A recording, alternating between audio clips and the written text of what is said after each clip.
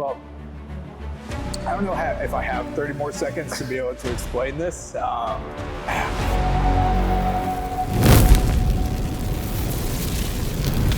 Ben here with Western Global.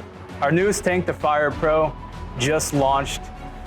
And while it's meant for extreme heat, I guess the question is, am I? Let's talk fire-rated fuel storage while I try to eat these ridiculously hot wings. All right, Ben, so imagine that you're explaining UL2085 to a 10-year-old. What is the simplest way to describe why that certification matters? I think the simplest way to describe it is, and why it matters, is that it just makes the area around the fuel storage safer, right? I mean, it's fire rated, so it's fire rated for 2 hours, ballistic proof. So that means you can shoot it and it won't have any leaks, and it's impact resistant, so a car could crash into it and also not have any leaks, keeping everybody around it safer. You want me to keep going on to the next one? Yeah. All right, you guys need to crank up the Let's heat. see how you do with number 2. Let's settle a debate then. If someone tells you a UL142 tank and a UL2085 tank are basically the same thing, what's the most important detail that they're actually missing?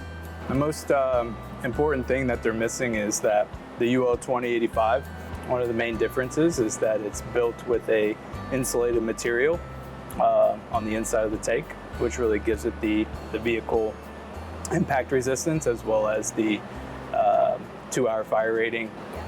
Cheers. All right, number 3. For a lot of contractors, uptime, convenience, and fuel efficiency are top of mind.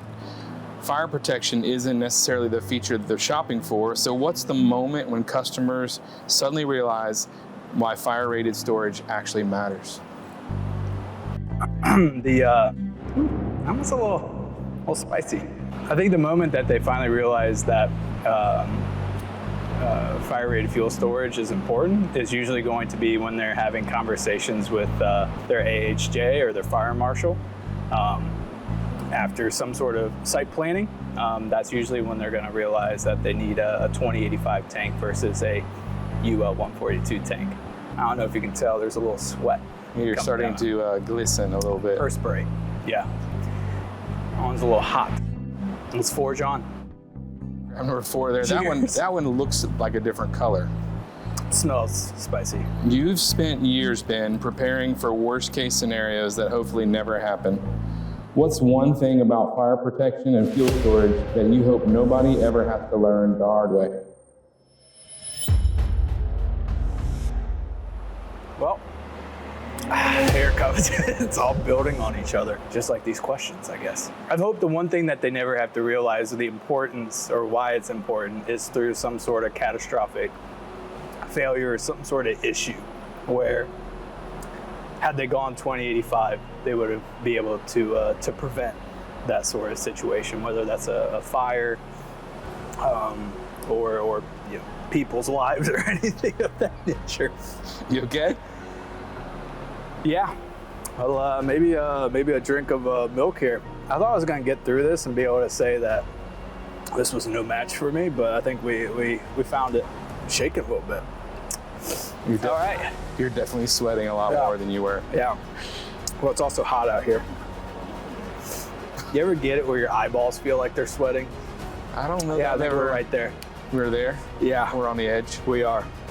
Where are other places that you're noticing yourself sweat right now? My ears. That's a thick dab. That is a little bit too much, I think, but all right. Do you need a tissue? Oh, I can't rub this on my eyes. So, okay. Well, let's go to the cheers. last question while let's you get through enjoy this. Yeah, the last here we dab. go. All right, so one of the defining requirements of UL2085 is protecting both the fuel and the environment under extreme conditions. If you had 30 seconds with every fleet manager or contractor or fuel distributor in America, what's the one thing about protected fuel storage that you'd want them to understand before making their next purchase? Well, I don't know if I have 30 more seconds to be able to explain this. And I would hope that I'm not eating hot wings at the time. I think 30 seconds with them to kind of explain. I think the most critical thing for them to know is to make sure that they're talking with their fire marshals and making sure that they're planning for the different site requirements as it relates to UL142 or UL2085, and having those conversations on the front end so they're making the right choice in terms of fuel storage on site. So yeah. And if you were a tank, how would you describe how you're feeling right now? My internal temperature is rising, but like the UL2085 tank, it's not reaching that precipice that the testing requires. Do you have any final words? Our tanks are fire rated. Appears I am not. Yeah. This has been fun. That's wow. You have to go home and lay down. That was a good lunch.